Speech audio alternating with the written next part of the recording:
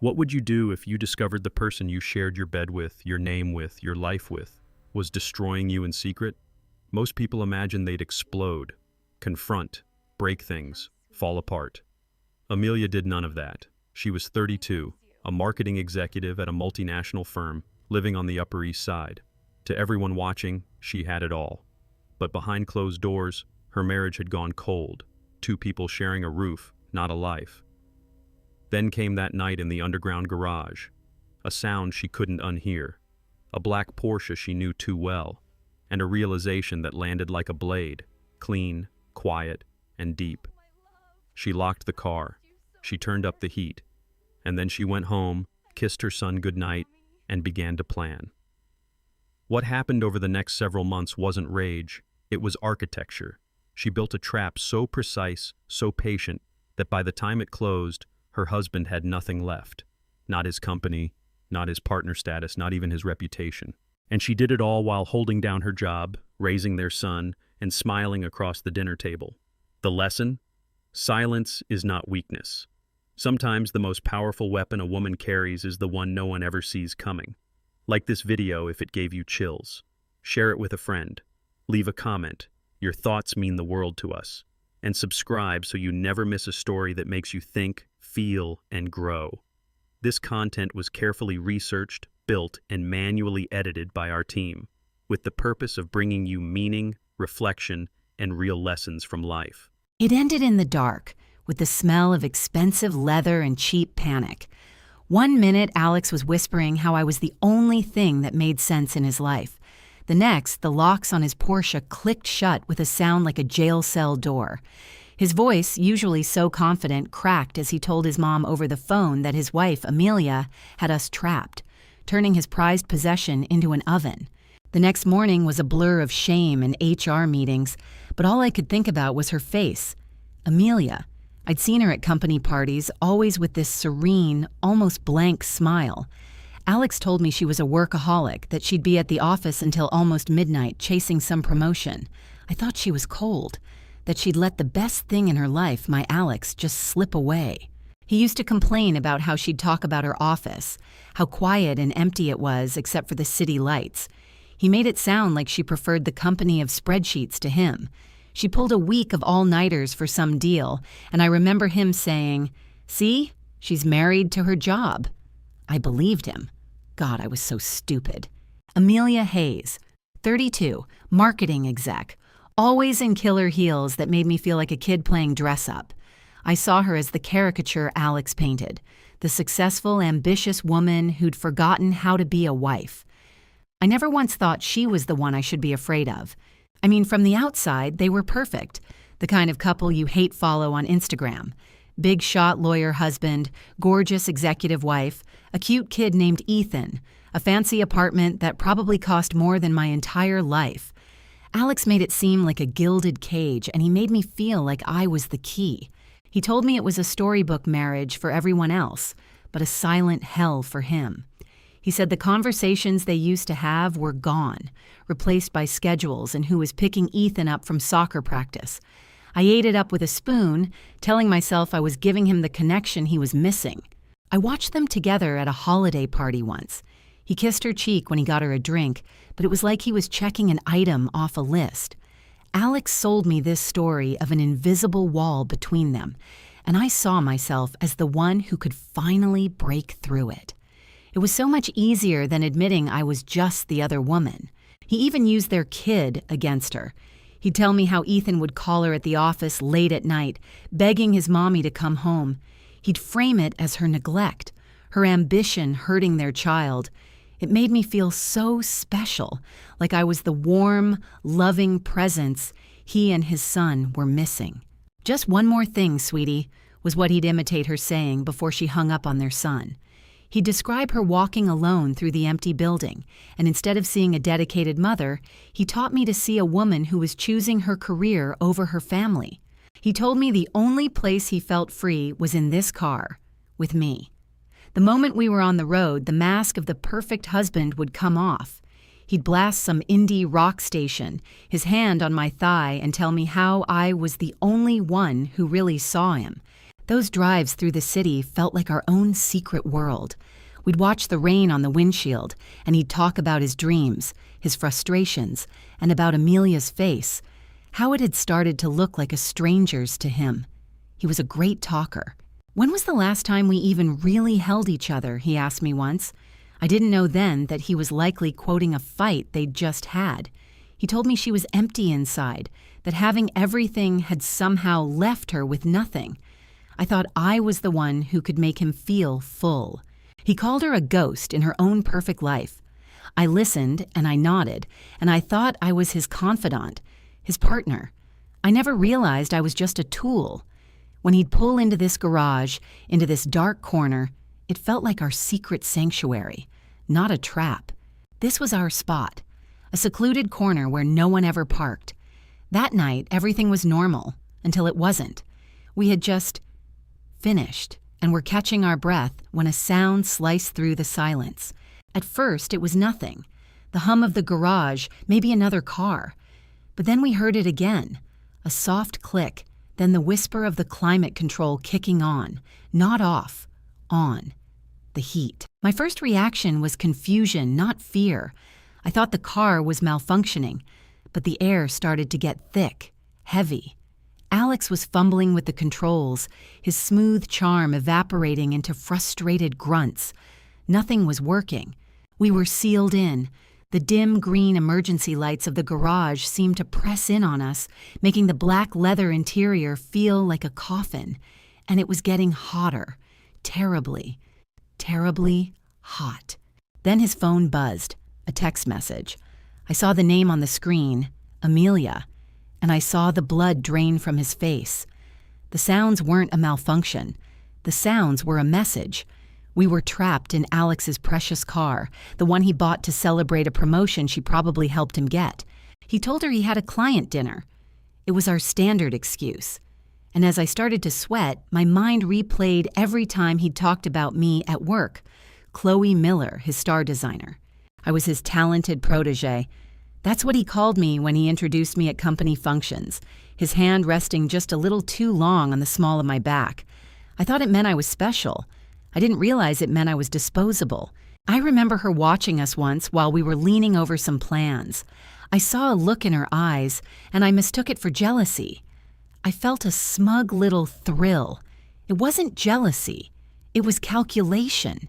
She was a professional, after all. She was just assessing the competition. My hands grew slick with sweat against the leather seat. Alex was starting to lose it, pulling on the door handle, his voice rising. A tiny, sane part of my brain screamed at me that this was it. This was the moment my life imploded. There was nothing to do. We were locked in. I could see a shadow move past the heavily tinted window, the faint click of a woman's heels on the concrete. She was watching us. She was enjoying this. We were her entertainment. The heat was becoming unbearable, my blouse sticking to my skin, his frantic pulls on the door, my panicked breathing. We were two animals in a cage she had built. There, in his status symbol car, parked in the garage of the home he shared with her, we were being cooked alive. And I finally understood a rage so cold and clean it could burn. She wasn't just mad he cheated. She was disgusted that he'd made their life, her life, so pathetic and cheap.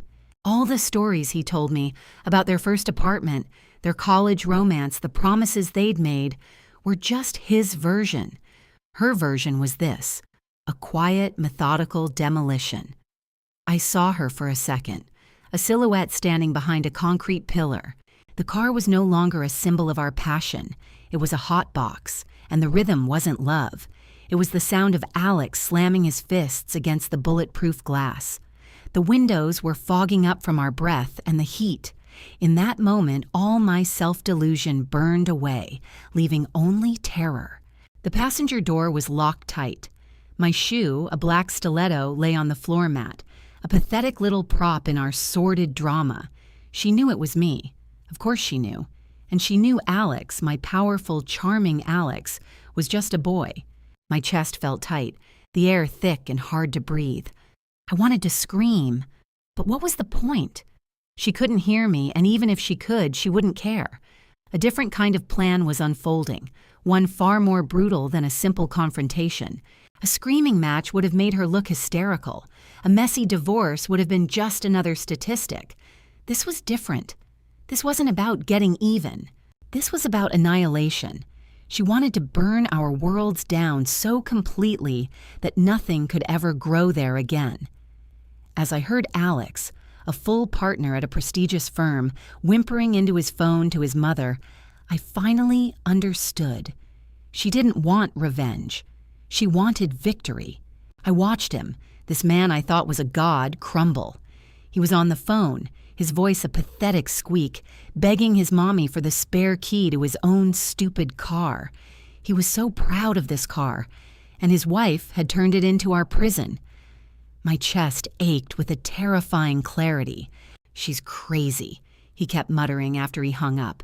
But we both knew that wasn't true. This wasn't crazy. This was precise. This was the work of a woman who had been pushed too far and had spent her lonely nights planning, not pining. I stared at the man next to me, panting in the oppressive heat, and I saw him for what he was, a weak, spoiled boy who had picked a fight with a queen. I had thought their marriage was the problem. I had thought I was the solution. I was nothing but a pawn in a game I didn't even know I was playing. He'd bragged to me once about the car's high-tech security system, a gift he'd bought for her, ironically. A remote system that could lock down every door, every window, and control the climate. He showed her how to use it. He never imagined she'd use it on him. My fingers felt numb. What if his mother didn't come? How long would she leave us in here? The silence between his panicked breaths was heavy, accusatory. On a chilly night like this, we were sweating, suffocating, because of a quiet woman I had dismissed as boring. They were supposed to be the perfect family, the life I secretly envied and wanted to be a part of. And now, I had not only failed to break in, but I had handed Amelia the hammer to shatter it all, and my own life right along with it. Amelia was just a name to me, a ghost in the background of our story. Alex called her practical, sometimes cold, and I pictured a woman who was good at running a household but had forgotten how to love him. I told myself it wasn't really cheating. It was a rescue. I was rescuing this brilliant, passionate man from a life of quiet desperation. I was still buzzing from dinner when we got into his Porsche, the leather cool against my skin. He was laughing, telling me about some deal he'd closed, and I felt it again, that dizzying sense of importance. I wasn't just some junior analyst anymore. I was his confidant, his future. Then he turned the key. Nothing. He tried again. The click of the lock echoed in the silent garage. We were trapped.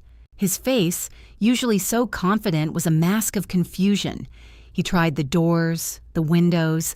Everything was sealed tight. A cold knot started to form in my stomach, a strange, creeping dread that had nothing to do with being stuck. This felt deliberate. This felt wrong. It wasn't the look of a car that wouldn't start. It was the look of a cage. Everyone has a side they don't show the world, right? Alex had his secrets, and I had mine. But looking at the grim set of his jaw under the dim garage lights, I felt like I was seeing a new side of him for the first time. Helplessness. And it terrified me. The digital clock on the dash glowed, and he was just Alex again, just a man whose expensive car had malfunctioned. A nervous laugh escaped my lips. "Well, this is romantic," I said, trying to keep my voice light. "Guess we're stuck here for a bit. Maybe call roadside assistance?" "Yeah, I will," he said, but his voice was tight. He wasn't looking at me. He was staring at the dashboard as if he was trying to solve a puzzle. "You can't let this ruin the night," I said, reaching for his hand. My eyes scanned the dark, empty garage around us. "Is everything okay?" His gaze finally met mine, and for a second I saw a flicker of genuine fear. "It's probably nothing. I'll just make a call." The words were meant to be reassuring, but they felt like a lie. Something was terribly wrong. I felt it in my gut, the way you just know when a situation is about to turn. "It's getting kind of warm in here," I mumbled, fanning my face. My mind was racing. I watched him pull out his phone. He wasn't calling for a tow truck. I leaned my head against the cool glass, my unease growing into a real, palpable fear. A prickle of tears started in my eyes, tears of confusion and a terrible, rising dread. My perfect, powerful man, my Alex. What was happening? Why did this feel so personal? Our future, which I thought was a sure thing, suddenly felt like it was built on a fault line about to swallow us whole. And I had a sickening feeling I knew who was standing on the trigger. I watched him dial, his hands trembling just a little. He wasn't calling a service. He was calling his mother. The call rang and rang, then went to voicemail. He tried again. Voicemail. A knot of pure ice formed in my stomach. Something was wrong. Something was happening. I felt trapped, helpless, listening to the hum of the car's electronics in the quiet garage. We must have sat there for 10 minutes, my heart pounding a frantic rhythm against my ribs. Then his phone finally rang, and his mom's name flashed on the screen. He let out a breath of relief, so potent it seemed to fog the air. But when he answered, the sound he made wasn't one of relief. It was pure, raw terror. And it was a sound that would be burned into my memory forever. No, it wasn't words at first. It was a desperate, panicked gasping for air. Then he choked it out. "Mom, Mom, help me!" His voice was thin and ragged. I grabbed his arm. "What is it, Alex? What's wrong?" He looked at me, his eyes wide with horror. "The car. I can't get out. Amelia, she did this." I just stared at him as he begged his mother to break down their bedroom door, calling his wife a witch, demanding to know what she did to him, to us. I could hear his mother's distant screaming through the phone as he held it, his hand shaking. All I could imagine was Amelia on the other side of that door, listening with a cold, wicked smile. The real show, for her, was just beginning. Alex was yelling into the phone, "Mom, she did something. Tell me you can get in. Make her open this door right now." His pleas echoed in the small car, mixing with my own frantic breathing. All the stolen lunches and late nights at the office vanished. I wasn't his special partner anymore. I was the other woman, the intern, trapped in a metal box with a man whose life was imploding, and he was calling for his mommy. He hung up, panting, and stared at the dead controls. His breathing was ragged, his heart a wild drum I could almost hear. In the dim light of the car, he looked like a cornered animal, and I didn't care. I started pounding on the window, yelling his name, her name, until my throat was raw. My mind flashed to a picture on his desk. Alex, Amelia, and their son, Ethan, all smiling in the sun. A perfect family. The lie of it, the bitter irony, was a physical pain in my chest. He had sold me that picture. He had told me it was a facade. And now it was burning down around us. I remember pounding on the thick glass until my knuckles were bruised and raw, my voice tearing. "You can't do this!" I screamed at the empty garage. "Let us out of here. If anything happens to him, I swear." I was a fool, blinded by a fierce, desperate panic. The things I screamed were born of pure, ignorant terror, and I see now that my furious defense of him must have been exactly what she wanted to hear. "Do you hear me, Alex?" I sobbed, turning to him. "We have to get out." I was convinced he was the victim, that he was my prize. I had no idea that the golden boy I'd fallen for was inside this car, facing the awful price of his own secret life. We were both screaming when his phone buzzed again, the sound so loud it seemed to suck all the air from the car. The call shuddered through the silence, vibrating against the leather console. A man in his 40s finding a desperation I never knew he possessed. He snatched the phone. It was her. A moment later, I was fumbling for my own phone, my fingers shaking as I called 911. "Hello? Is this emergency services? You need to send someone to this address right now." A friend is trapped in his car in the garage. "It's locked, please, you have to hurry," I shrieked into the phone, my voice tearing. I didn't feel a thing but a cold, spreading dread. I looked at Alex's face, illuminated by the screen. It was just a phone call, but suddenly it felt like a weapon she had turned on both of us. A small, enclosed space. That's all my brain could process. The heat was climbing. At first, I couldn't make sense of it, but now a horrifying picture was starting to form in my mind. Two people, trapped, with the heat rising. This wasn't a warning. This was a slow, agonizing execution. I could see it all. Alex, my strong, confident boss, reduced to a sweaty, panicked mess. And he wasn't alone. He'd put the call on speaker. My name, Chloe, had been mentioned. At that moment, it barely registered. All that mattered was my life, our lives, trapped in a metal box that was slowly, deliberately becoming a tomb. I took a stumbling breath, my eyes landing on the vast, dark concrete wall of the garage. Our whole affair, this dazzling secret life, it was all a lie. A beautiful, rotting lie. Then I heard her voice through the speaker. It was coming from his phone. The sound vibrated through the leather seats. A voice. For a single insane second, I thought maybe he could reason with her.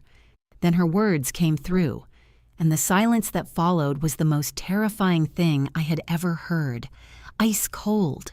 He was talking to her, right now.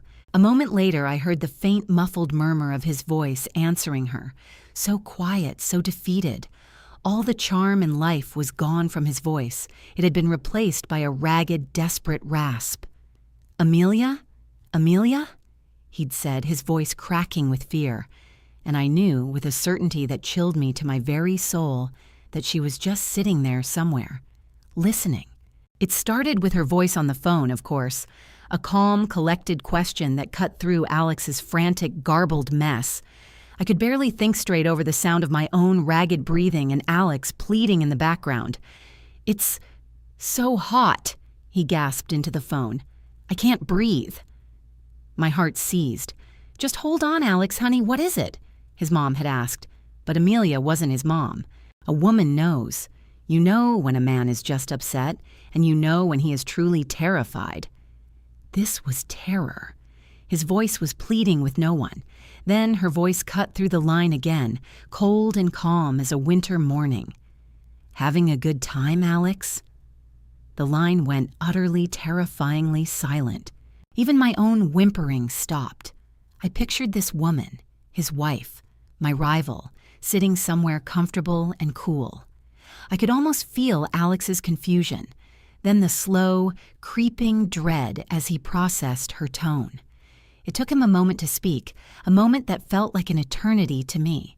"Amelia, what did you do to my car?" he finally managed, his voice a low growl of disbelief. His car. That was his first thought. A small, chilling laugh echoed through the phone. It was her. "You seem confused, Alex," she said. "That car is yours. You bought it with your money."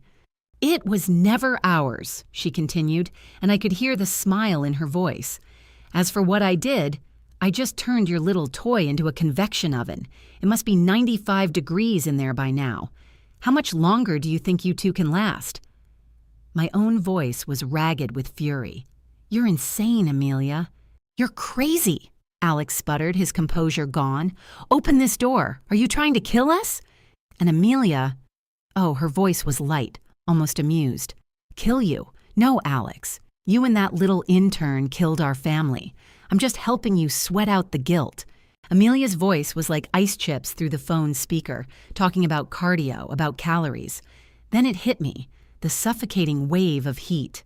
"Alex, I can't," I gasped, clawing at my seatbelt. "It's so hot. I want out." "Shut up, Chloe," Alex screamed, his face pale and slick with sweat. He turned back to the phone, his voice suddenly small. "Amelia, what do you want? I'll give you anything. Just make it stop." And there he was. Not the powerful executive who seduced me, but a terrified boy trying to bargain his way out of a mess. I heard him offer her money. Money. The word hung in the scorching air between us. Was that all this was? All I was? Just a transaction he could void with a check, like a bad investment. I could almost hear her laugh, a cold, empty sound on the other end of the line. "Then what do you want, you psycho?" he shrieked, his composure shattering completely. and her reply echoed in the tiny, roasting space, sealing our fate. "Justice," she said, her voice devoid of all emotion. "You wanted your fun in this car, so by all means, enjoy it." "I have all night," she added, a final chilling promise. Then a click. The line went dead. The silence that fell was worse than the screaming, a thick, heavy blanket of absolute dread. Alex and I were trapped, and his wife held the key. He started fumbling with the console, his hands shaking. "The locks are overridden," he muttered, his voice raspy. "The whole system.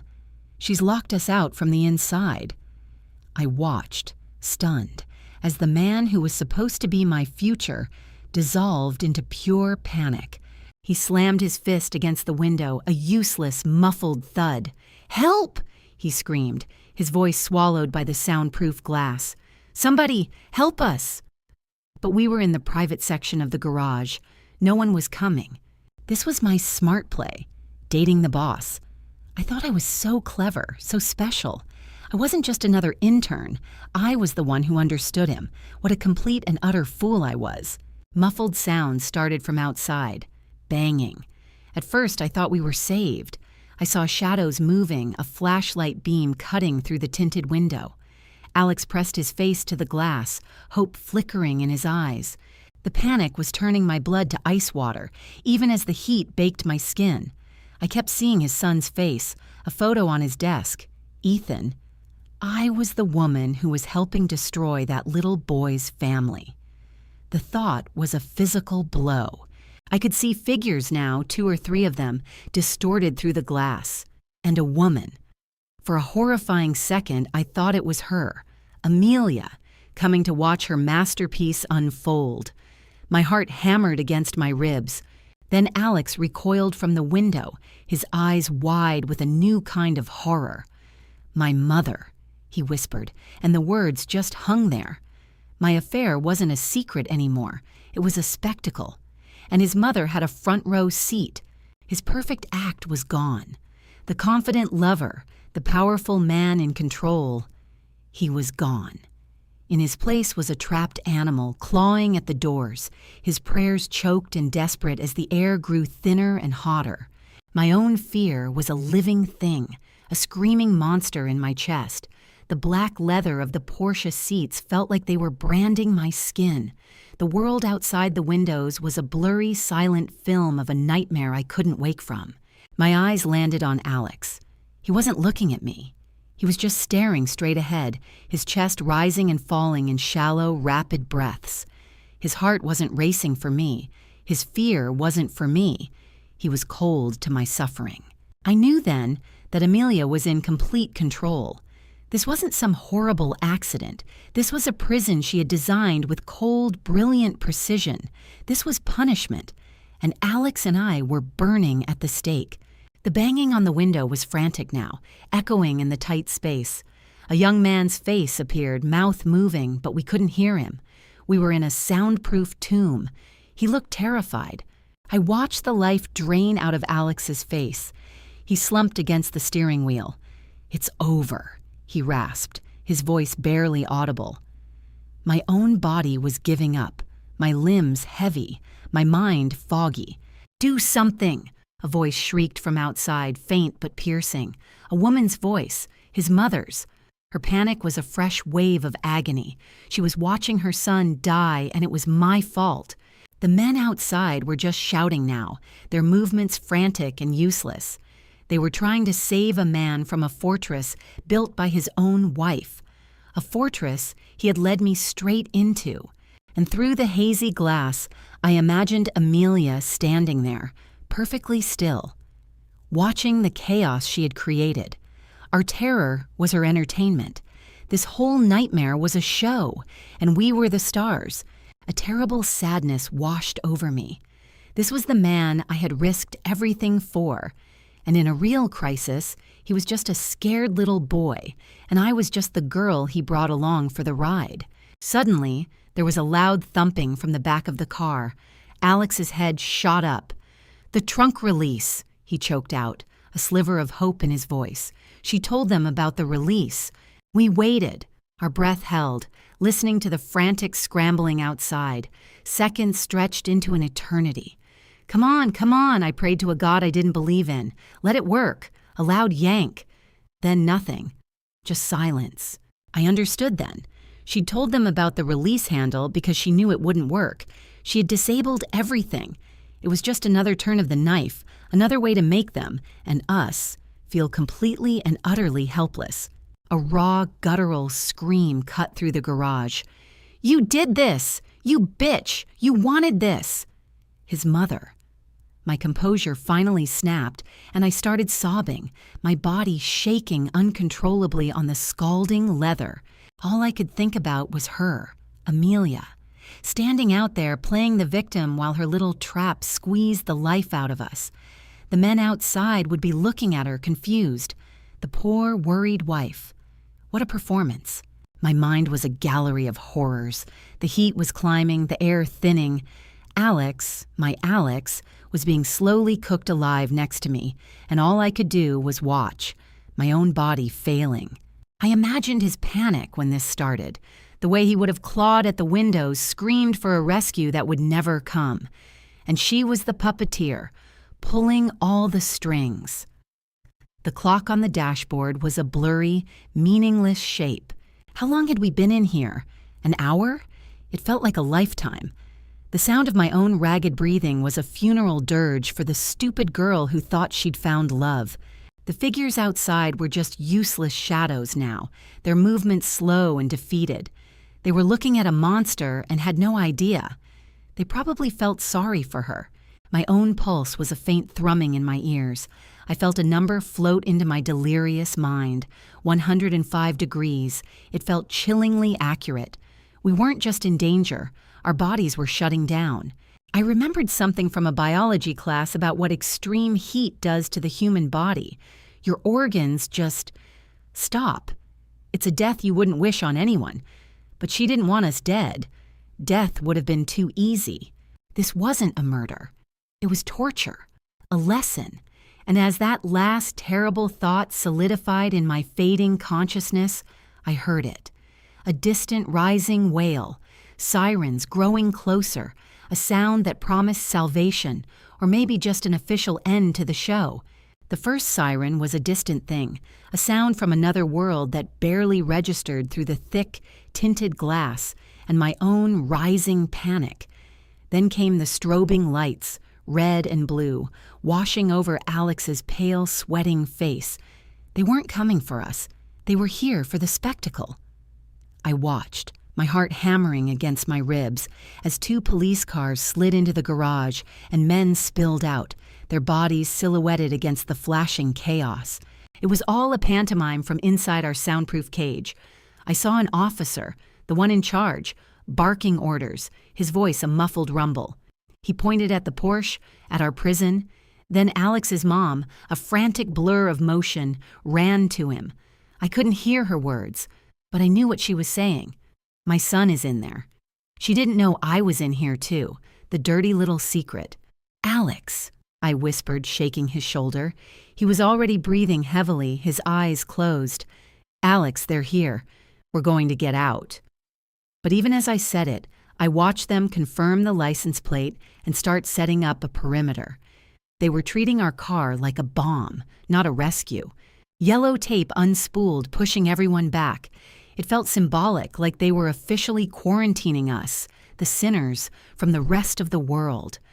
I saw the lead cop approach the window, his flashlight beam a blinding white circle that swept over me before I could duck away. The secret was out. Then I saw his mother point directly at the woman standing calmly behind the police line, Amelia. My nails dug into the leather of the passenger seat.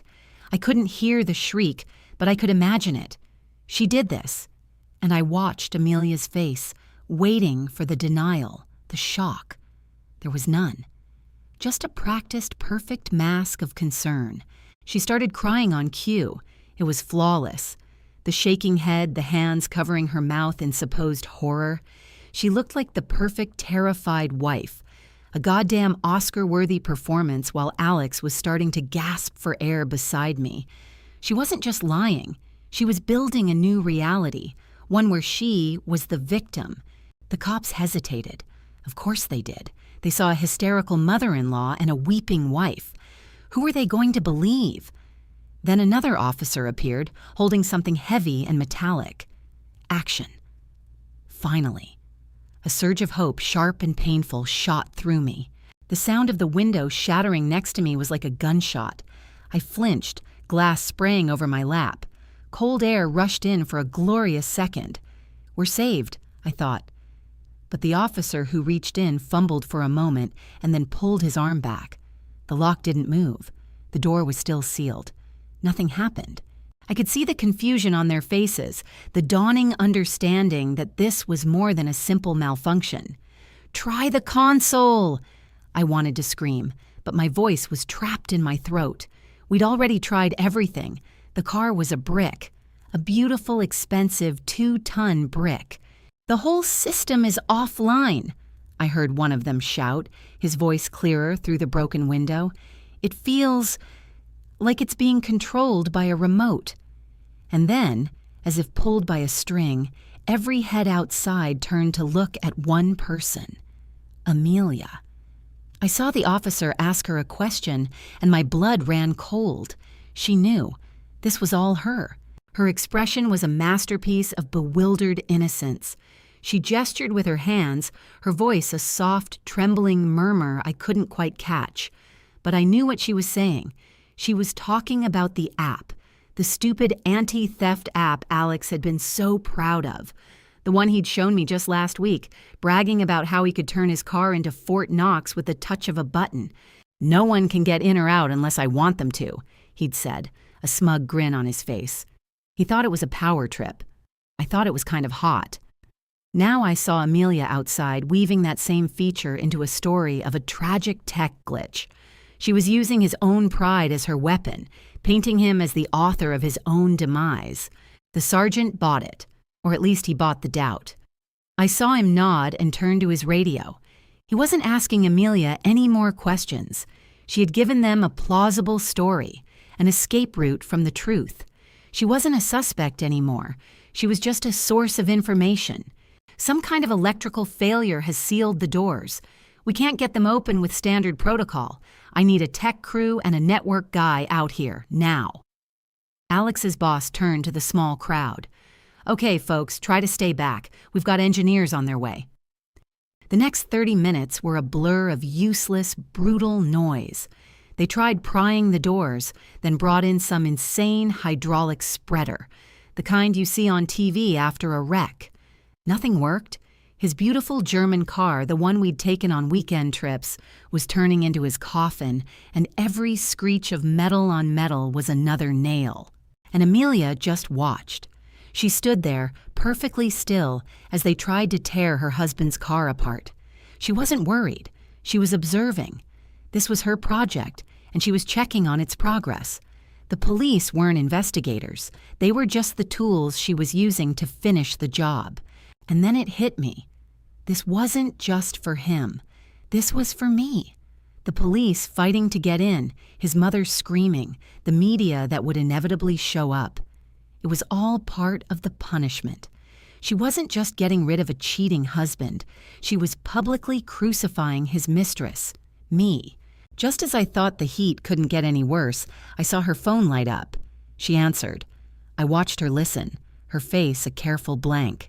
Then I saw it. The flicker of a new emotion. Not surprise. It was a cue. It was time for Act 2. Horror dawned on her face, but it was slow, deliberate, a performance for the crowd. It was the face of a woman receiving devastating news for the first time. But I knew better. She wasn't being told something new. She was being told it was time. Her scream was perfectly timed, perfectly pitched. I couldn't hear the words, but I felt the effect.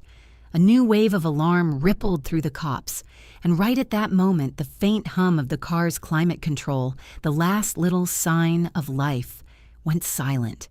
The air stopped moving. I saw her run to the sergeant, a frantic, terrified wife delivering the terrible news. I knew with a certainty that chilled me, despite the suffocating heat, what she was saying, the ventilation.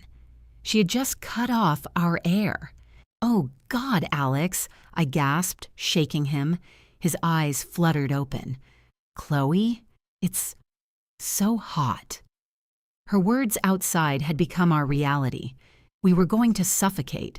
In this tiny sealed box in the middle of a parking garage, we were going to run out of air. The chaos outside tripled. I heard new sirens, angrier ones, fire trucks. They were shouting about carbon monoxide, about hyperbaric chambers. They were preparing for what she had planned all along. They were preparing to receive our bodies. They were attacking the car with everything now. Firefighters swarmed it while others ripped open wall panels. It was a full-scale war against a single Porsche. And in the middle of it, I saw two officers gently lead Amelia behind the yellow tape to take her official statement. She was literally writing the story while we were living out its final, brutal chapter.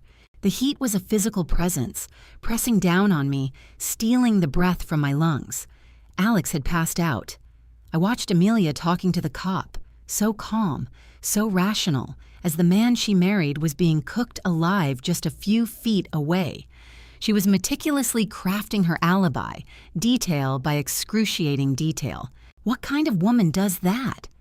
Who talks about phone apps while their husband suffocates? I stared at the man beside me, his chest barely rising and falling. It was all wrong. This whole thing, this relationship, my belief that I was special, that he would leave her for me. It was all a cheap, stupid delusion. And this was the price. My head was pounding, my vision blurring at the edges. Time had dissolved into a thick, hot soup of pain and regret. Then, a new sound, a muffled shout from above. One of the firefighters on the roof of the car was yelling. He'd found something. I couldn't understand the words, but the tone was unmistakable. It was hope. He was pointing at the sunroof, an escape latch. The words echoed in my fading consciousness. A chance. After all this, we had a chance. But the hope was a cruel joke. The car was dead. The latch was on the inside. Then I saw another firefighter, a giant of a man climbing onto the hood, holding a heavy axe. I understood. To get to the handle, they had to come through the roof. He raised the axe over his head. The crack of the sunroof glass exploding above me was the loudest, most beautiful sound I'd ever heard. Jagged shards rained down, and a firefighter shoved his arm through the hole, the glass slicing his skin. He was groping blindly, searching for that tiny lever that would save our lives. A click. So small, so quiet, but it echoed like a thunderclap in the suffocating silence. "It's open!" a voice yelled. The broken sunroof was pushed aside and the world rushed in. "Inside, can you hear me? Fire department!" Silence. I tried to answer, but my lungs wouldn't work. We were too late. Then a twitch. Alex. His body shifted, a tiny involuntary spasm that was the greatest thing I had ever seen. The movement gave me a spark, just enough to force a sound from my raw throat. Help. So hot. It wasn't a word, just a desperate rasp. But they heard it. We were alive. And my life, the one I had dreamed of with him, was completely and utterly over. It started with a lie, like it always did. Working late on the Miller account, I texted my roommate. But I was in the back of Alex's car in a deserted parking garage, the leather seats still warm from the day. He'd called it our secret, our escape. I called it pathetic, but I came anyway. I thought I was the one who could make him feel alive, the one who understood his ambition. I was an idiot. We were arguing, I think, about her, Amelia. He promised me things were ending, that he was just waiting for the right time. The classic line. Then he laughed and tapped his phone. "Watch this," he said, and the sunroof slid shut, plunging us into a weird tinted twilight. He said it was a security feature. He said it was funny. Then he couldn't get it to open again. That's when the heat started to climb. At first it was a joke. Then it wasn't.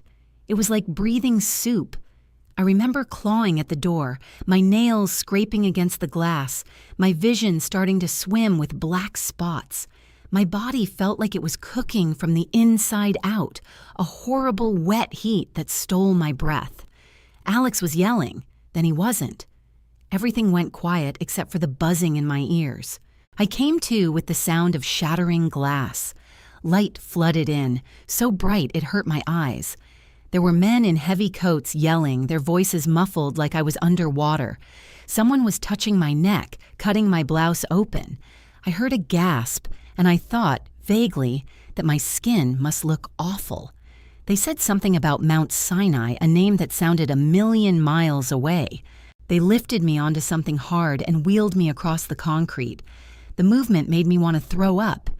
I think I saw Alex on another gurney beside me for a second, his face a terrifying shade of purple. I tried to call his name, but my throat was sandpaper. His eyes were open, staring wildly. I thought he was looking for me. I realized now he was looking right past me, at the woman who had put us there. I felt the prick of a needle in my arm, and then nothing. The screaming siren was the last thing I heard before the world just switched off. The next thing I knew, I was waking up to a steady, rhythmic beeping and the sterile smell of a hospital. It was over. The immediate horror was over, but a different kind of nightmare was just getting started. A nurse with tired eyes told me I was lucky. She said Alex was stable down the hall. She said it with a certain coldness, like I was something she'd scraped off her shoe. I lay there, tubes in my arm, my body screaming with a dull ache. I was a victim, right? We were victims. So why did I feel this crushing weight of shame? I must have drifted off because I woke up to a man in a white coat standing over me. A doctor. He had a kind face, but his words were anything but. He told me about the heat stroke, the damage to my organs. He said 10 more minutes and I'd have been dead. Then he cleared his throat. "We also found something in your toxicology report, Miss Miller." I just stared at him, my brain fuzzy. "My what?" He looked down at his chart. "We found traces of ketamine and ecstasy in your system. They significantly complicated your condition and likely caused neurological side effects." The words didn't make sense. Ketamine? I'd never touched that stuff in my life. "That's impossible," I whispered, my voice cracking. "There's been a mistake." He just gave me a sad, pitying look, the look people give to someone they've already written off. "We were required to inform the police," he said softly, as if that would somehow lessen the blow. The narcotics division. The world tilted on its axis. Narcotics. Police. This wasn't just a horrible accident anymore. It was a crime scene, and I was being recast from victim to suspect. I thought of Alex, his perfect life, his perfect wife, his perfect reputation, and me, the young, reckless colleague. The story was already writing itself, and I was the villain. I closed my eyes, and all I could see was that stupid, smug smile on Alex's face when he closed the sunroof. A security feature, he'd called it. A trap. No, not him. He was in there with me. It had to be her. Amelia. The quiet, perfect wife. The one everyone felt sorry for. And suddenly her face was all I could see. Cold, calm, and smiling. Later, 2 officers came into my room. One of them, Sergeant Davis, did all the talking. He didn't look at me with pity. He looked at me with open disgust. I tried to tell him what happened, how we got trapped, how we almost died, but every word out of my mouth felt like a lie, even though it was the truth. "So you're saying you have no idea how those drugs got into your system?" he asked, his pen hovering over his notepad. "No," I insisted, my voice shaking. Someone must have." I trailed off. Who? Who would do that? How could I even prove it?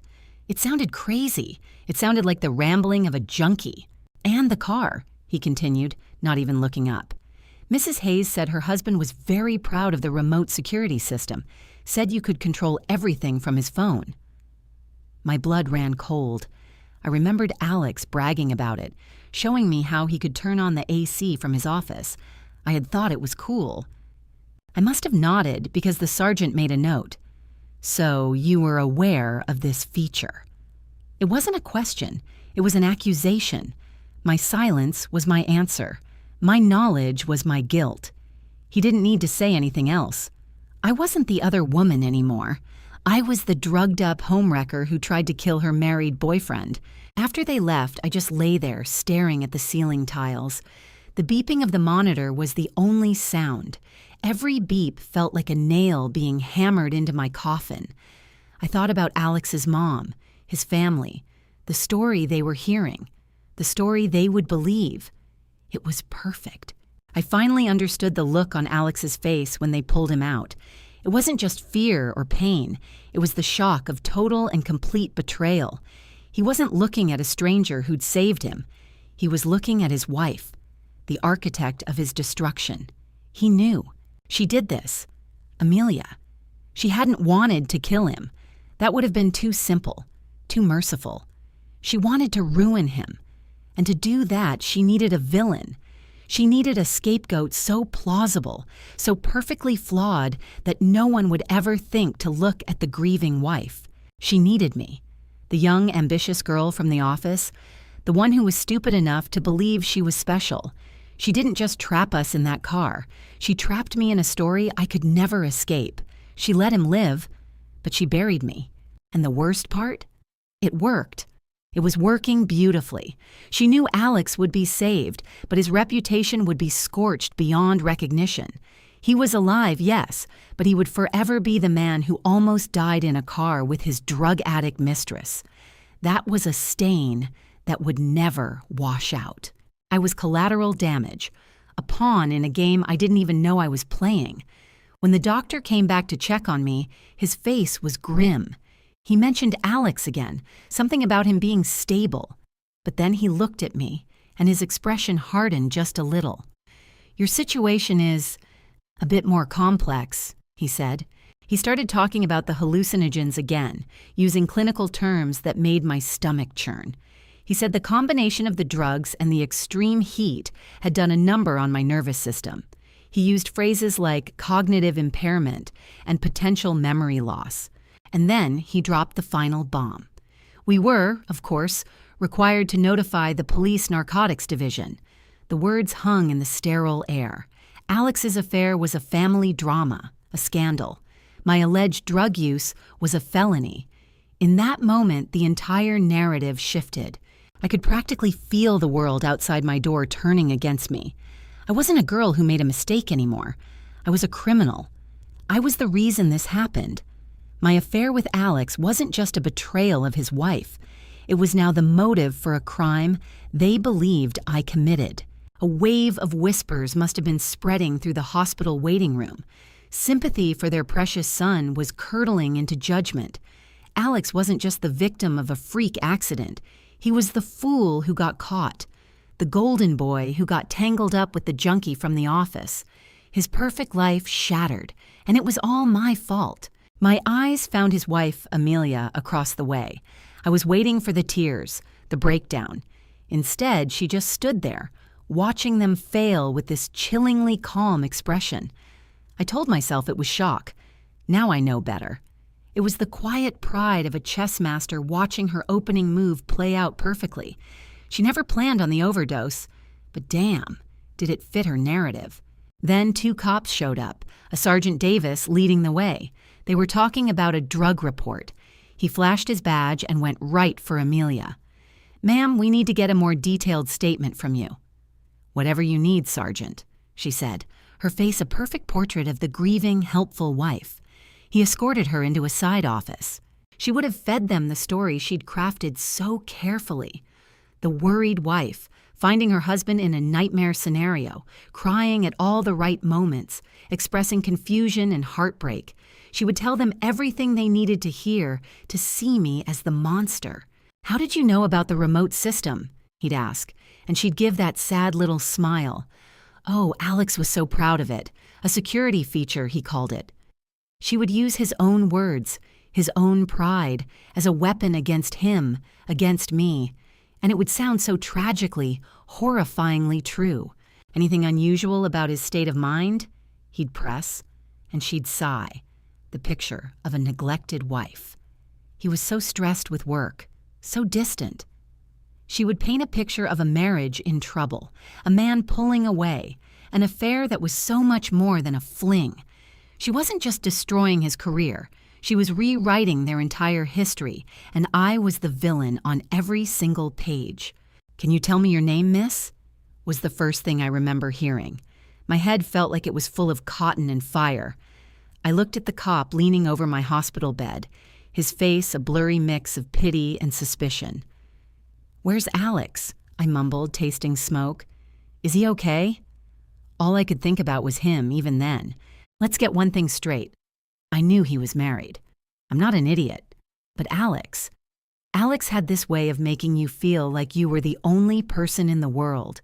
He'd say our connection was once in a lifetime, that what he had with Amelia was just a piece of paper. I believed him. I bought the whole fantasy because I wanted it to be real. So when I woke up in that hospital, my first thought wasn't about his wife or his kid. It was about us. I was terrified we'd been caught, that our bubble had finally burst. I had no idea it had been systematically blown apart. I remember his mother, Margaret, staring at me from the doorway of my room like I was something she'd scraped off her shoe. There was no concern in her eyes, just pure, uncut hatred. In that moment, I knew I was being cast as the villain. They were going to circle the wagons around their perfect son, and I would be the girl who led him astray. I was disposable. Looking back, I should have seen that her fury was nothing compared to the cold, quiet rage of the woman who never even showed up. The police questioned me for what felt like hours. My answers were a mess. One minute I was defending Alex, the next I couldn't remember what happened. They found my purse, of course. "We'll need to run some tests, Miss Miller," Sergeant Davis said, his voice flat. "For now, you're not to leave the city." I was officially a person of interest, the drugged-up mistress in a high-profile scandal. "Okay," I whispered, just wanting them to leave. I watched the officer walk away, and a stupid, naive part of me felt a flicker of hope. Maybe Alex would wake up and fix this. He'd tell them it was all a misunderstanding. I honestly thought we could survive it. I didn't know that his wife, Amelia, had already written the script for our destruction, and my drug charge was just the opening line. The real nightmare started a few hours later. A friend sent me a link with no comment other than a string of shocked face emojis. I clicked it. My stomach dropped through the floor. It was a local gossip site, and there was my face, a grainy shot from my company ID right next to a picture of Alex. Headline: Architect Alex Vance's garage. Tryst ends in fire. Young colleague's drug habit blamed. Another: Porsche, pills, and passion. Vance's affair partner nearly kills him. The articles were brutal, twisting a stupid, reckless night into a premeditated crime. They even mentioned the toy, calling it a high-risk device. My private life was suddenly public consumption. They called me a predator, a corporate climber who used sex and drugs to trap a successful man. They spun this whole narrative that I was some kind of dark influence, a stark contrast to his perfect, angelic wife at home.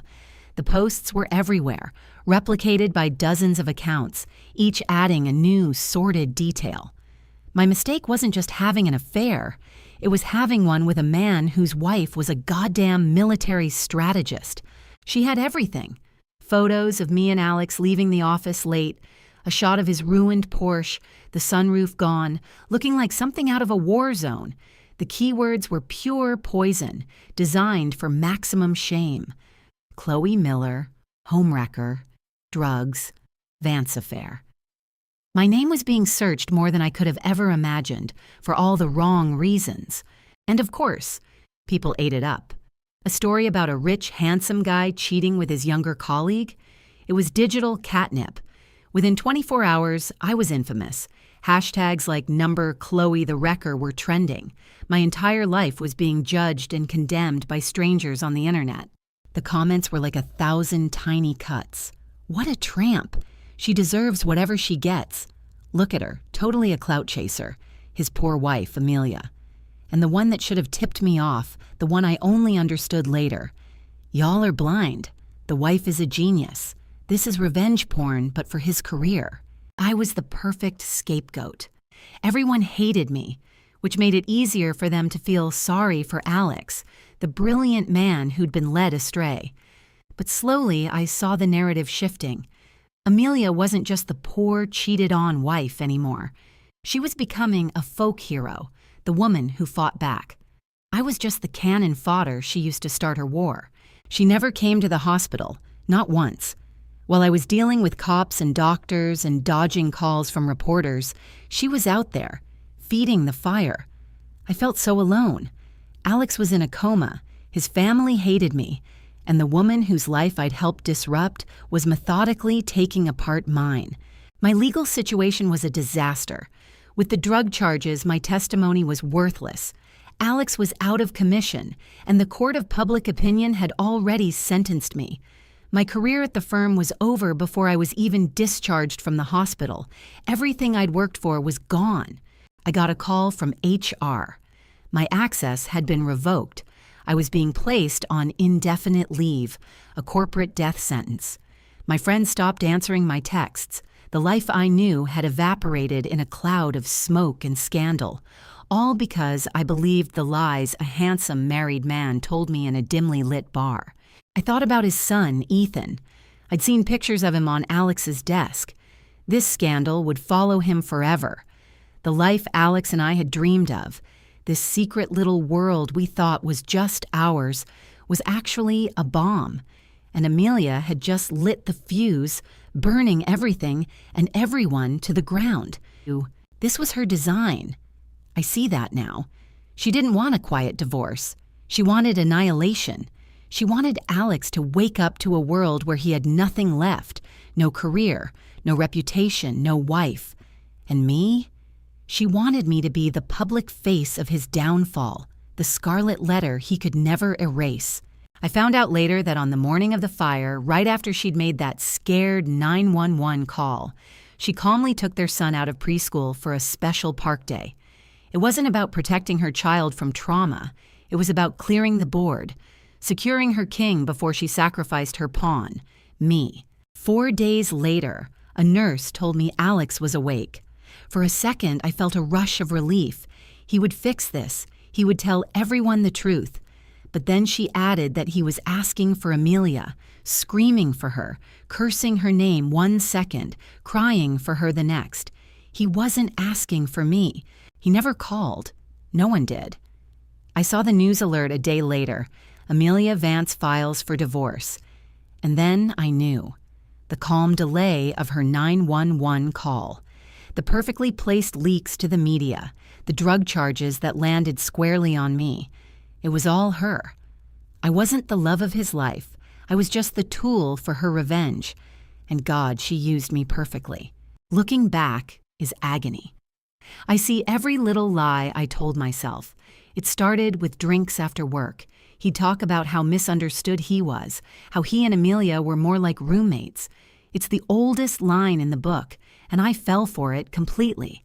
I thought our stolen hours in his fancy car and secret lunches were the start of a real love story. He made me feel like I was part of a secret, exclusive club. He talked about our future, a life after Amelia, in a glass house he would design just for us. I'd picture it sometimes, me and him, and maybe even Ethan, playing in a yard that wasn't built on a foundation of lies. It was a stupid, childish fantasy. I see it now for what it was. I wasn't a partner. I was an escape, an ego boost.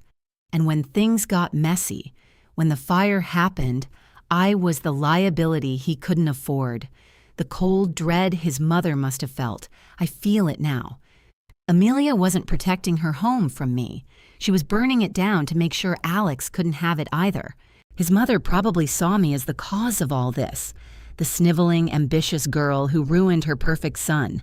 When she confronted Amelia, she thought she was fighting for her family's honor. What a joke. Amelia was the one in control the entire time. Margaret probably yelled, accused her of being a bad wife. My son is in a hospital bed. I can almost hear it, and I can picture Amelia's cool, calculated response, playing the part of the concerned mother, the dutiful wife. The performance of a lifetime. I was the convenient excuse. Alex is in intensive care. I need to be here for Ethan. It was all bullshit, of course. She wasn't being strong for her son. She was biding her time, letting the online mob she'd created do her dirty work for her. I was the reason she couldn't visit, the perfect shield for her inaction. And I'm sure his mother bought it, at least for a little while. Maybe she even accused Amelia of planning the divorce, of using the scandal as leverage. And Amelia, with those perfect crocodile tears, would have denied everything. An incredible performance indeed. Alex is my whole world. I can imagine her saying it with a straight face. The truth is, he was her whole world to conquer, to destroy. She never wanted to just leave him. She wanted to leave him with nothing, to make him so toxic that no one, especially not me, would ever want him again. I bet Margaret even told her she was doing a good job to keep the story straight. 2 women, his mother and his wife, conspiring to manage a narrative, both thinking they were in control, but only one of them was. I wasn't just a mistake Alex made. I was the weapon Amelia chose, and we all got burned. It all started with the sirens. One minute we were shouting, the air thick with promises and threats. The next, Alex was on the ground. His mother, Margaret, arrived like a storm, her eyes burning a hole right through me. "What did you do to my son?" she shrieked. I was in shock, trying to explain it was a terrible, stupid fight that went too far. But then I saw her, Amelia, standing calmly in the doorway. She was handing Margaret a glass of water, murmuring about everyone playing a part. And in that moment, a sliver of ice slid into my heart. She wasn't just his wife. She was the director of this entire nightmare. Looking back, I can just picture Amelia planting the seeds of my destruction. I can hear her saying to Margaret, "Was he under too much pressure?" Her voice all syrupy with fake concern, but every word was an arrow pointed at me. What she was really saying was, the young, ambitious girl at the office pushed him too hard. The affair was too much for him. She was turning our passion into a sickness, and me into the disease. I wasn't there for their little chat, of course. I was at the police station answering questions, my world spinning off its axis. But I know how Margaret would have reacted, all defensive and spitting venom. We gave him everything. It was this girl, and I can see Amelia, raising a perfectly manicured hand, playing the peacemaker. Let's not place blame. Let's just focus on Alex. She was already positioning herself as the saint. The next thing I knew, my name was everywhere. Not just my name, but my face, splashed across blogs and social media feeds. Chloe Miller, the homewrecker, the unstable colleague. Amelia was masterful. While I was locked out of my work accounts and ghosted by everyone we knew, she was telling his mother their most urgent problem was the company's reputation, not Alex's health. The bottom line. Then came the whispers, planted like poison. Police suspect she has a drug problem, a shady gossip site reported. I've never touched anything stronger than an espresso martini in my life. It was a lie, so blatant, so destructive. Amelia knew that a scandal about an affair was one thing, but tying the company's golden boy to a supposed drug addict, that would ruin him. And that, I realize now, was exactly what she wanted. She was creating the story she needed. She sold it to his mother as a rescue mission. I can just hear her, voice low and convincing. "We present a united front," she'd say. It was an accident. She created this absurd story about a faulty remote control car, something so random and stupid no one would question it. She was erasing me, erasing us, and replacing our story with a press release. And then, the kill shot. The official company statement. It mentioned me by name. It spoke of my personal issues and private struggles.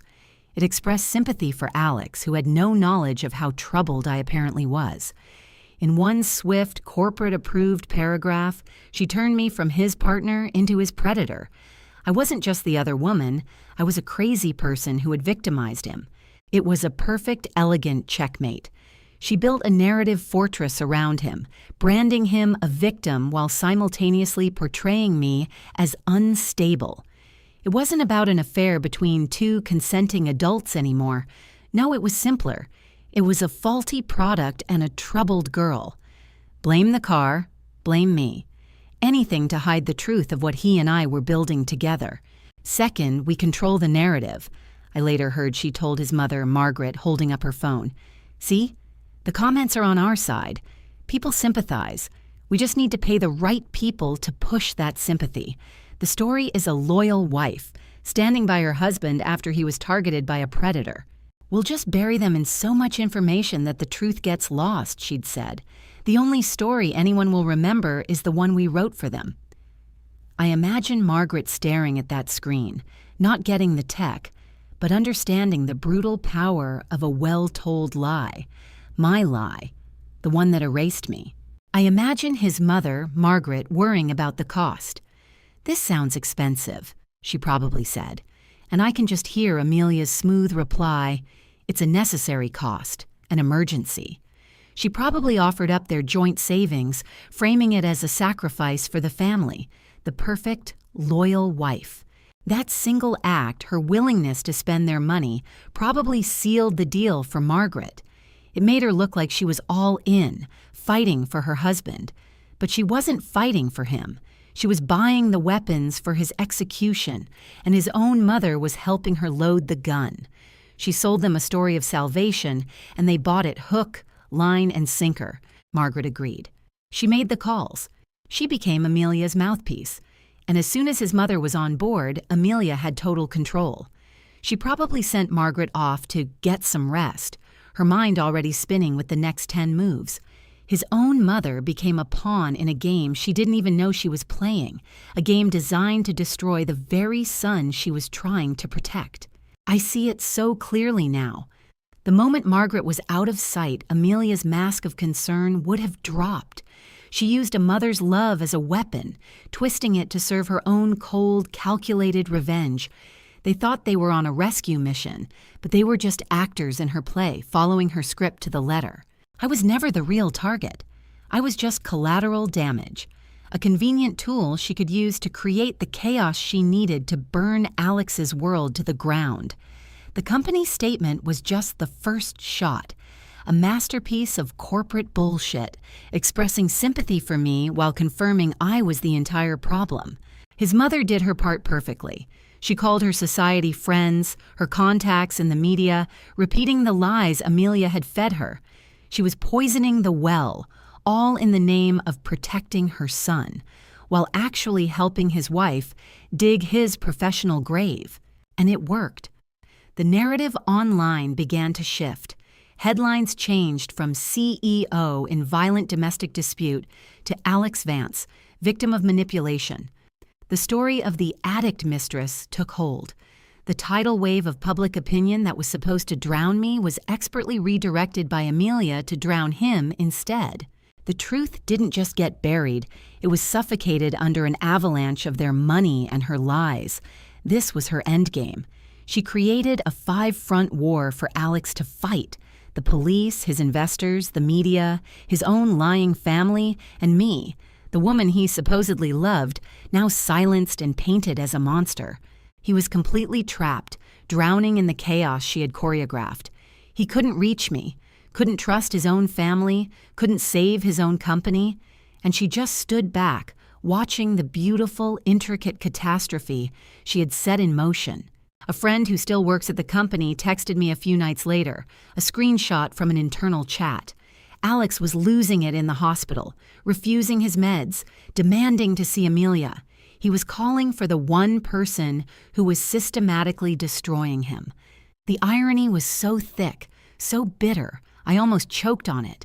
I can just imagine Margaret calling Amelia, begging her to go to him, and I can hear the ice in Amelia's voice. "I'll visit when he's out of the ICU." When he needed her most, when he was calling for her, she dangled salvation just out of his reach. "The doctors say he needs you to be calm," his mother would have pleaded. "Then they should sedate him," she'd reply. "He needs to learn that actions have consequences." That one sentence says it all.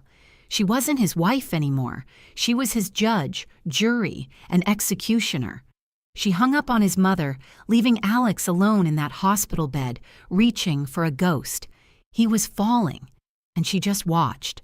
The Amelia he thought he knew, the docile, perfect wife he complained about to me over $1,000 dinners, was gone. In her place was this creature of pure vengeance. Even his own mother must have felt it then, a cold dread, a terrifying realization that she had allied herself with the wrong person. She had made a terrible mistake. I bet he sent her a furious text from his hospital bed, full of rage and confusion, and I bet she just laughed, typing back something short, cold, and final, something that let him know it was all over. That night, I couldn't sleep. All I could think was, how could I have been so blind? What had we done? They say it's always darkest before the dawn, but for us, the sun never came up. When he finally got out of the hospital, I heard about it from a gossip site. He wasn't going home to his wife. It took less than 10 days for his life to be dismantled. They sent him home to recuperate, which was corporate speak for "you're fired." After the PR nightmare she created, his partners couldn't get rid of him fast enough. A man connected to a scandal involving an unstable employee with a drug problem was radioactive. His career was over. All those late nights, all the ambition and drive he'd shared with me, it was all gone. He was trapped in his penthouse, a king in a glass castle, finally realizing his wife had just staged the most elegant coup in history, and his mother had handed her the crown. The day Amelia finally went home to him, I imagine her walking in with the quiet calm of a general who has just won a war. Margaret would have been there, wringing her hands, a nervous wreck. I'm sure Margaret thought Amelia had gone to see lawyers to start the divorce, but she had gone straight for the heart of his empire, his office. She told Margaret she went right to the top floor and asked to see the heads of legal and public relations, using a voice that demanded to be obeyed. For a second, his mother probably felt a surge of pride, thinking Amelia was there to fight for him. The poor, naive woman still thought they were on the same team. What a fool. I can picture the scene. The two executives, probably a stuffy Mr. Davis and some sharp woman in a pantsuit, talking down to her, offering their practiced sympathy. They saw a heartbroken wife, a problem to be managed. They assured her they were handling Alex's situation. But Amelia wasn't there to be managed.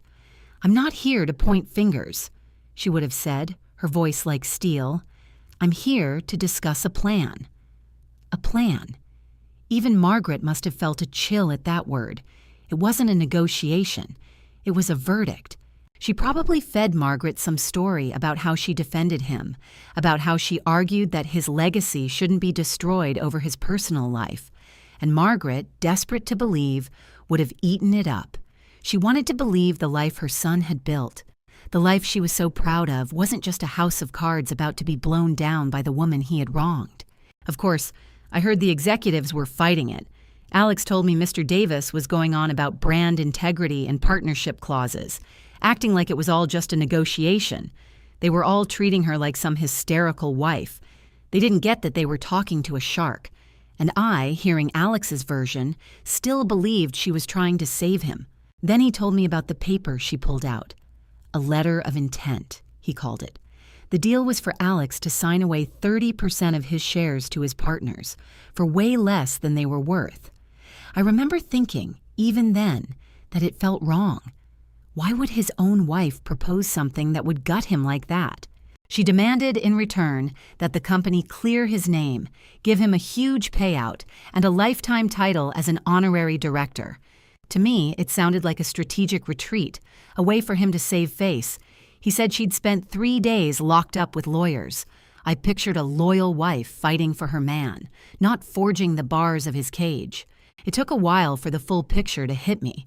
That 30% wasn't just stock, it was his power, his whole identity at that company. Without it, he was just a name on a letterhead. And the rock-bottom price wasn't a compromise. It was a punishment, designed to financially cripple him. The settlement money was basically a joke, like putting a cartoon Band-Aid on a gunshot wound. But the honorary director title? That was the real masterpiece of cruelty. It wasn't a seat at the table. It was a muzzle, forcing him to watch his kingdom run without him, all while cashing a pity check. Alex said they were stunned, Mr. Davis and the other suits. They walked in expecting a tearful breakdown, not a corporate decapitation. They told her the terms were brutal. I bet they did. They were staring at the woman they thought was just a pretty accessory and seeing someone colder than any of them. Can he even handle the stress anymore? She'd apparently asked them, her voice full of fake sympathy. His personal brand is shot. Hearing this from Alex, I felt sick. She was leveraging his breakdown, the very thing that I believed had brought us closer, as a business tactic. She was liquidating him. He's a liability, she told them. Don't you think it's smarter to just cut him loose? Every single word was a calculated strike, not just against the company he built, but against him. It was then I started to suspect this wasn't about saving Alex. It was about making sure he was gone for good. But the final move was the one that was meant for me. She brought me up, the investigation. She let them imagine what other secrets might crawl out of the woodwork, secrets that could poison the whole company. She threatened to burn it all down, and I was the match she was holding. I could just picture the look on their faces, the moment they realized they weren't dealing with Alex's wife, but his executioner. And me? I was on the other end of the phone, telling him to be strong, telling him we'd get through it, totally clueless that she was using me to end him. The humiliation of it still burns. Naturally, they took the deal. What choice did they have? She let Alex keep 15% in the end, a move that looked like she was being kind but was really just leaving him with a smaller piece of his own prison. He got the title, the severance, and a lifetime of irrelevance. After Alex told me all this, he just went quiet on the phone. And in that silence, I finally understood the scope of her victory. This wasn't a business deal. She had performed a surgical extraction of my lover from his own life, leaving him with a fancy title and an empire of regret. I remember walking into his office a few days later, trying to act normal. "Alex, how are you holding up?" I asked, my voice shaky. I was aiming for supportive and calm, but honestly, I was terrified. A deep, cold dread was settling in my stomach. "It's done," he said, his voice hollow. When he walked me through the deal points, my anxiety spiked. "But 30% of your shares," I said, "and the payout, that's not enough, Alex." I was still focused on his pride, on the numbers. I didn't see the total annihilation yet. "Amelia says my health is what's important now," he mumbled, echoing her words. "She says we all have to support me." He sounded like a hostage reading a script. Her words were a perfect performance of a devoted wife, and I, in my deluded belief that I was the one he really loved, almost bought it. My eyes filled with tears, a mix of pity for him and fear for myself. "She's so strong," I whispered, trying to be the supportive girlfriend. I felt like a fool, praising the woman who was systematically destroying the man I'd attached my future to. In his vacant eyes, I saw it. I wasn't his partner. I was just another one of his mistakes. Over the next few weeks, I watched her play the role of a saint. She visited him every single day. I knew it wasn't comfort she was delivering. It was a daily dose of poison. A constant, quiet reminder that she had beaten him. She even did a TV interview, a perfect performance of a strong, grieving wife. And the world ate it up. They made her into a hero, a symbol of female empowerment. Amelia, the woman who had just professionally executed her husband, was being hailed as a feminist icon on the ashes of his career. The hypocrisy was so thick I could barely breathe. And Alex, he just faded. He became a ghost in the halls of the company he built. His affair with me was recast as the sin he had to pay for, and Amelia was the graceful saint forgiving him. It was the most public, brutal, and perfectly executed revenge I had ever seen. I watched him fall apart. The drinking got worse. He'd call me late at night, not even talking, just breathing heavily into the receiver. All that drive, that ambition, that charisma that had drawn me in, She was burning it all down to nothing. I realized she wasn't just mad. She was collecting a debt, and the payment was his entire sense of self. He used to be this force of nature, an absolute titan, but Amelia had clipped his wings, one feather at a time, leaving him grounded and broken. The last time I saw him before he checked into rehab, he was just a shell of a man on his sofa. But his eyes, when he looked at me, were full of the poison she'd been feeding him. He told me about her visits, how she'd show up with soup and speak in that soft, patronizing voice. "The doctor says you need to keep your strength up," she'd say, playing the dedicated nurse instead of the architect of his demise. He said he'd just stare at her, hating her with every last ounce of his energy. "You're enjoying this, aren't you?" He finally spat at her one afternoon, and she, with that unshakable calm, denied it. "I'm doing what's best for us, Alex, for our family, for Ethan." She was using their son as a human shield for her absolute brutality. Alex told me he just burst out laughing, this awful raw sound. "You love me?" he'd yelled, the words catching in his throat. "This is what you call love?" He called her the cruelest person he'd ever known. And looking back, knowing how badly he betrayed her, the sickest part is, I think she was just the one who was better at the game. I knew it was really over the day Alex called me, his voice barely a whisper. He said Amelia had stopped by and put a folder on the coffee table. When he read the words, "divorce settlement," he said he couldn't breathe. He asked her if this was really happening. She looked at him like he was a stranger and said yes, it was. He started listing the terms she was offering, and my own fear started to rise. She was giving him the house, one of the cars. Basically everything but their kid. He thought she was being generous. I knew better. It wasn't kindness. It was a final, precise cut to leave him alone in a big, empty life. I knew Alex. This wasn't just a divorce, it was a billboard advertising his complete failure to the world. What's the point of a mansion when your family is gone? What good is a sports car with nowhere to drive? She was giving him a beautiful cage and making him pay for it with his own loneliness. He told me he'd screamed and swept the papers onto the floor. He said she just calmly bent down, picked them up, and told him he had a deadline to sign. The powerful man I fell for sounded like a scared little boy on the phone, and for the first time, I felt truly trapped with him. He didn't tell me then about her real threat, the one that involved me and my looming court date. I found that out on the news, and the shame felt like a physical weight. The realization that Amelia knew about his drug use, that she'd warned him he could get dragged into my legal mess. It was the moment I knew I was in serious trouble. For a while, I saw Amelia as the villain who destroyed Alex's world.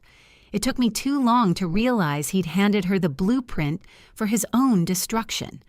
She was just cleaning house, getting rid of all the lies, starting with him.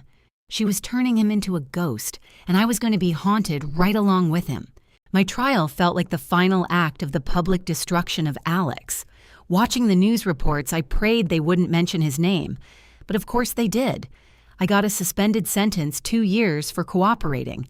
I walked out of the courthouse, a free woman. Alex did not. A reporter shoved a microphone in my face asking about Alex, and I said it. A quiet, shaky admission that he seemed to be on some kind of stimulant that night. It was one small sentence from me, but it was the final nail in his professional coffin.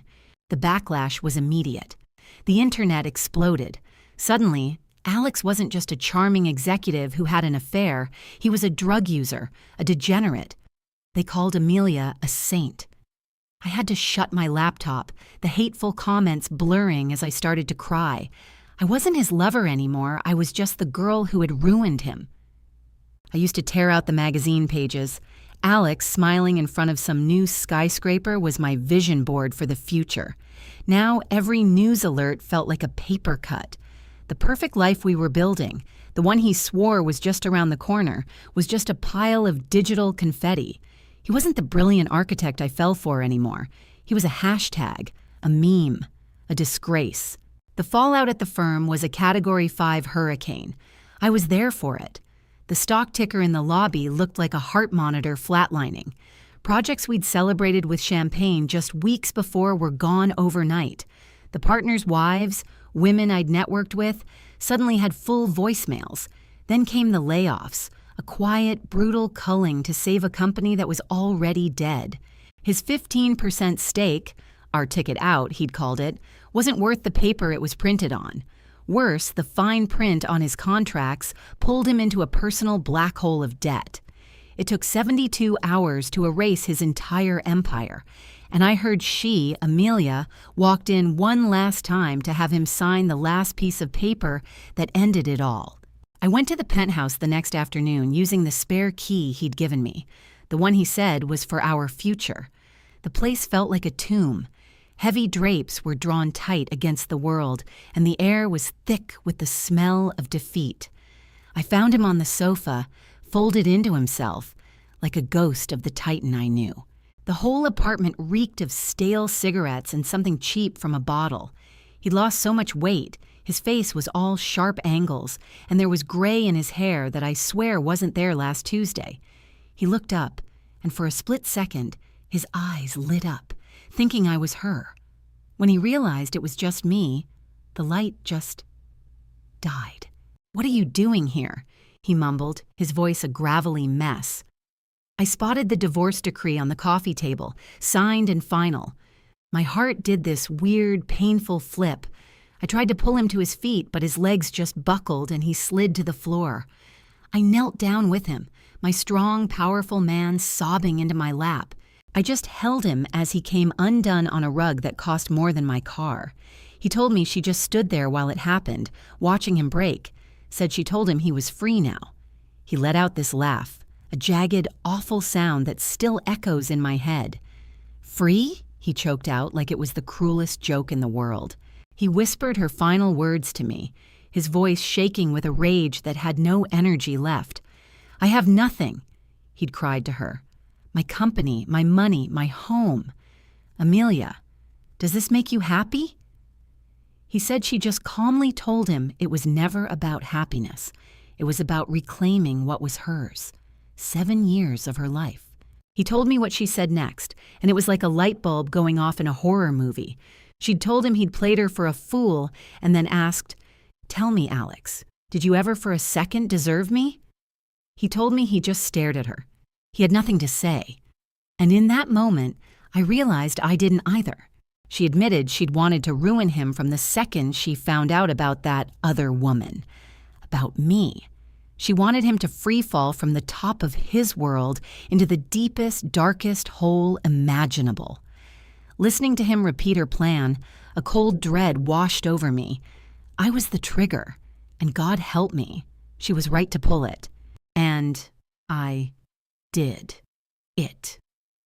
He said she pronounced every word like a perfectly placed bullet. "You lost, Alex. You were always just a piece on my board." That's when he finally broke, he said, screaming that she was a demon. He confessed he'd tried to get up, to lunge at her, anything, but he was too weak and just collapsed. He said she didn't even flinch. She just adjusted the cuff of her blazer, looking down at the ruin of a man at her feet as if he were a piece of lint she was about to brush away. That cold smile, he kept saying, that's what destroyed him. The little, satisfied smile as she told him the game was over. "Don't forget tonight," she'd said. "This is my final gift to you." The gift of absolute annihilation delivered by Amelia Hayes, the woman I thought was just a placeholder. After she was gone, the silence in that glass box of an apartment was absolute. He said he could hear the click of the door lock over his own pathetic sobs. For her, it was over. A fresh start. For him, the man I'd bet my entire life on, it was the end credits. I never tried to see their son, Ethan. I just saw pictures on a mutual friend's social media feed. Amelia picking him up from school, the kid running into her arms.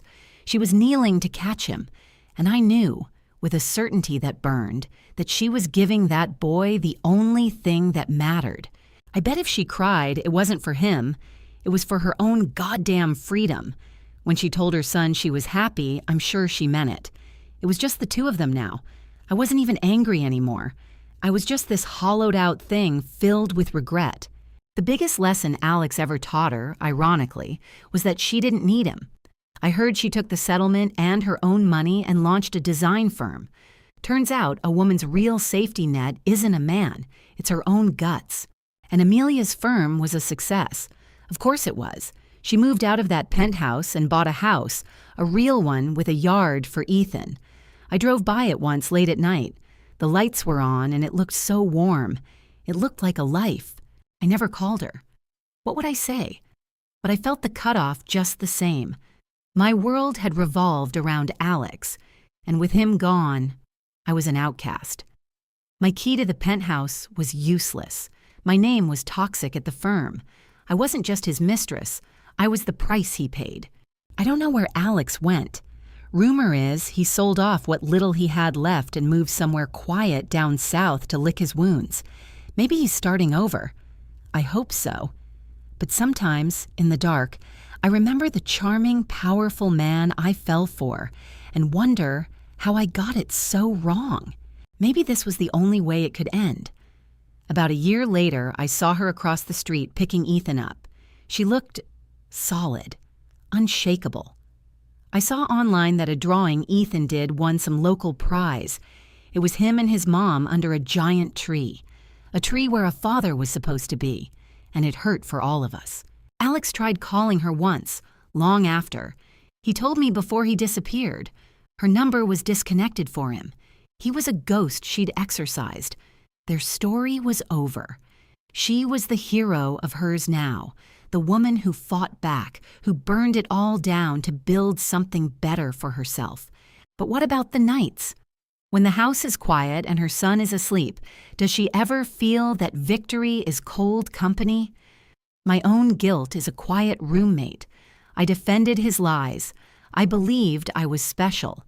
I was so high on the fantasy of being the one that I never saw the truth. She built a masterpiece of revenge, but we gave her the blueprints. His betrayal and my naive ambition were the kindling for the fire. Her record is spotless, but I have to believe there's a part of her that feels the scorch marks. A win that brutal has to leave an echo. She took his world apart piece by piece, but I have to think she had to tear up a part of her own soul to do it. You don't become that person overnight. She won, but I wonder if she lost the softer parts of herself in the process. I used to think it was simple. He was my tortured hero. She was the ice queen holding him back. What a joke. He made a selfish choice. She made a savage one, and I chose to be a fool. We all ordered our own custom-made disasters, and now we're forced to live in them. If I could ask her one thing, it would be this. If you could go back to the moment you knew, would you still do it? I think I already know the answer. The sweet girl he married died when she found out about me. The woman who walked away was someone else entirely. When I see her in design magazines now, her smile is different. It's not triumphant. It's calm. It's the stillness that comes after you've walked through fire and come out the other side. I spent so long thinking she was the villain of my story. I see it now. She wasn't the monster. She was the reckoning. I'm sure she has her scars, but she's walking forward and she's smiling. It isn't the smile of someone who got even. It's the smile of someone who survived. And for that, as much as it kills me to admit it, I can only feel a deep, burning sense of respect.